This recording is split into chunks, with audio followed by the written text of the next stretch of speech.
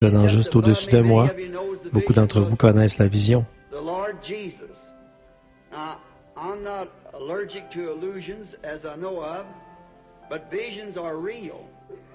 Maintenant, autant que je sache, je ne suis pas sujet aux illusions d'optique, mais les visions sont réelles et le Seigneur Jésus se tenait là. C'était la première fois que je le voyais dans une vision de ce genre.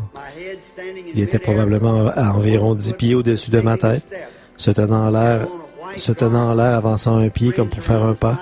Il était habillé d'un vêtement blanc avec une frange sur le pourtour. Ses cheveux descendaient sur ses épaules. Il ressemblait à l'homme que la Bible dit qu'il était, d'une trentaine d'années, mais quelqu'un de petit, frêle, très petit. Il paraissait ne pas peser plus de 130 livres. Je regardais, je pensais qu'il y avait quelque chose qui n'allait peut-être pas. Aussi, je me frottais les yeux et regardais de nouveau. Et il se tenait comme de côté, de profil en quelque sorte, et son visage ressemblait à celui que j'ai toujours vu en vision. Il était comme la tête de Christ à 30 ans de Hoffman.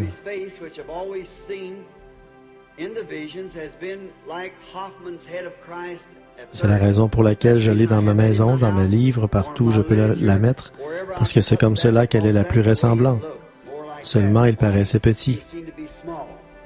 Alors que je le regardais, je pensais, je ne suis certainement pas en train de regarder mon Seigneur, là. Je me trouvais à peu près ici, je dirais, dans cette position, et peut-être exactement où se trouve ce pupitre ici maintenant. C'était quelque part dans le voisinage, dans un rayon de 40 à 50 verges, pour autant que je puisse mesurer, de l'endroit où je me tiens.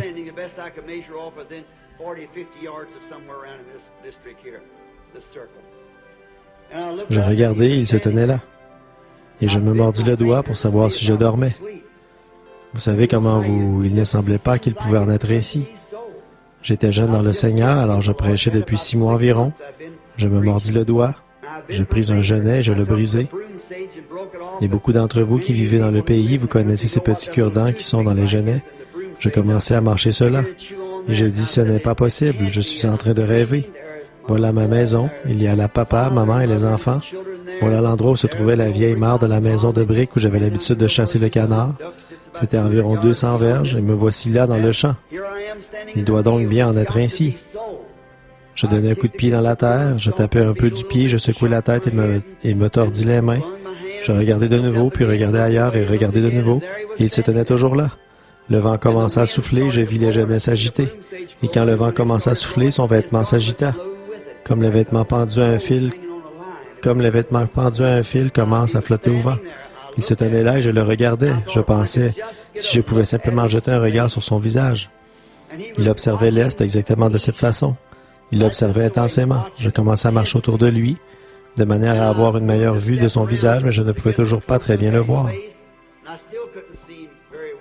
Il avait ses mains devant lui, plutôt cachées de l'endroit où je me tenais. Je me mis à le contourner de nouveau et je m'éclaircis la voix, quelque chose comme ça. Je fis pour voir si je pouvais attirer son attention, mais il ne bougea pas du tout. Alors je pensais, peut-être vais-je l'appeler. Lorsque j'ai dit Jésus, il tourna la tête et tout en me regardant. Il étendit ses bras. C'est tout ce dont je me souviens. Il faisait presque jour et j'étais couché là quelque part dans le champ, l'endroit où nous sommes maintenant. Ma veste de pyjama mouillée par les larmes car j'avais pleuré et m'étais évanoui. Son visage avait des traits qu'aucun artiste ne pourrait dessiner ou peindre. Il ne pourrait pas le faire. Il avait l'apparence d'un homme que le simple fait de le regarder nous amènerait à pleurer par sympathie et respect.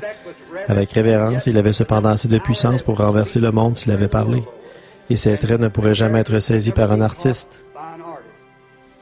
Et je n'ai jamais su ce que cela signifiait jusqu'à ce jour.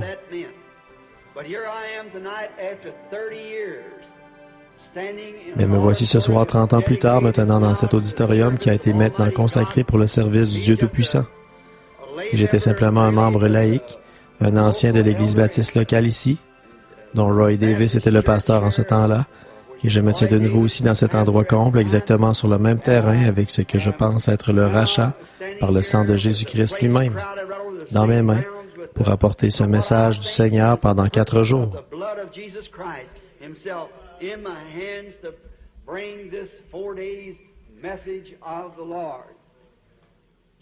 Juste 6 mois après cela, j'avais mon premier baptême ici dans le fleuve lorsque la lumière descendit juste là, à la rue Spring. Beaucoup d'entre vous voudraient peut-être aller y jeter un coup d'œil à la rue Spring et Water, juste devant le fleuve, et c'est là que l'ange du Seigneur apparut pour la première fois en public, un après-midi à 2 heures. Et une voix vint de là et dit, « De même que Jean-Baptiste fut envoyé comme précurseur de la première venue de Christ, ton message précédera la seconde venue. » Nous voici 30 ans plus tard et me voici ce soir proclamant toujours ce message. Il a fait le tour du monde.